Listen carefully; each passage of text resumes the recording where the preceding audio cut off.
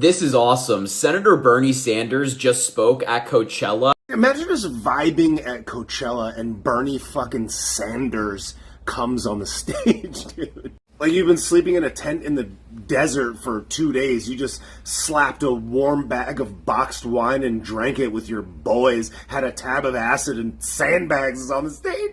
You haven't had a green vegetable in a week. You're pretty sure the only thing you ate yesterday was a slice of pizza. And you're just trying to figure out if you should smoke your first blunt at the Dulab stage or at the Sahara tent. This dude's like, oligarchs. And slammed Donald Trump and Elon Musk during his speech. Just take a look. He slammed them. It's too funny, man.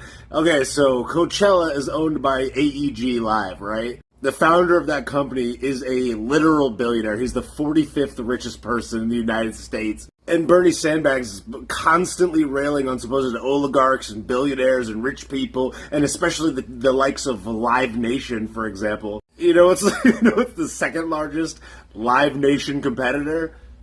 AEG, who owns Coachella, who were the ones that allowed him to get on the stage and say, oligarchs. He slammed them, dude. I'm not going to be long, but this is what I want to say. This country faces some very difficult challenges. People are not even paying attention. They're like, yeah, let's go blaze. Let's go back to the tent and fill up on White Claws, dude. I have been to more music festivals than probably 99 out of the next 100 people. My tally of music festivals is probably well over 150 at this point. I've seen every possible thing that you could see on stage, and I will tell you this with absolute certainty.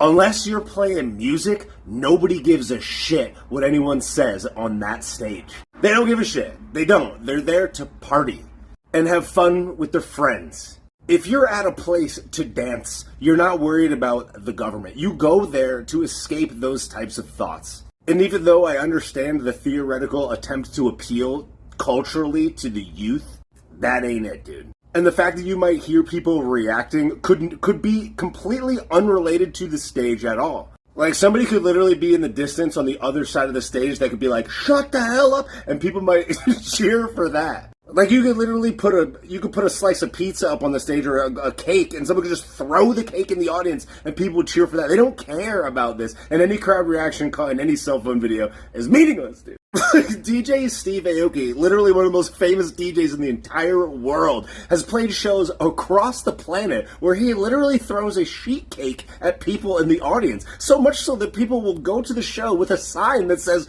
throw a cake at me, and then he throws the cake at them from like 30 feet away. It hits them directly in the face, and everyone's like, yeah, dude. And the future of what happens to America is dependent upon your generation.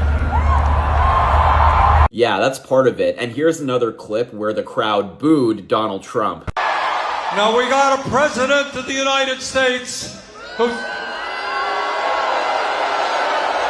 I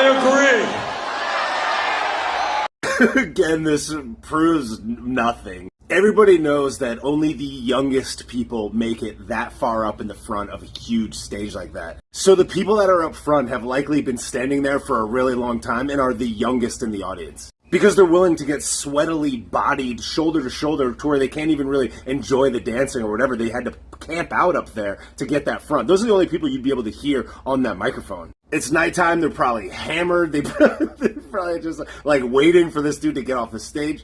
And it's in ultra-liberal California anyhow. Oh, and by the way, the tickets are super expensive, so you're just like an 18-year-old person that bought an $800 ticket that's waiting at the front of some stage for your favorite artist, and he's just like, Donald Trump, and they boo. Yeah, fine, dude, what does that prove? Nothing. Like I said, if Bernie Sanders took a sheet cake and threw it in their face, they would have been like, yes! Bernie was opening for Claro, a performance at Coachella, and he's absolutely right. Donald Trump is dangerous. He's dangerous. Shut up, dude. He's opening for it. Dude, if Bernie Sanders is opening for you, dude, you're in trouble. No, he's just filling the empty space while they set up for the next DJ or next musician to start. That's not opening for. Oh, up next, DJ Bagadix featuring Sandbags. Opening for.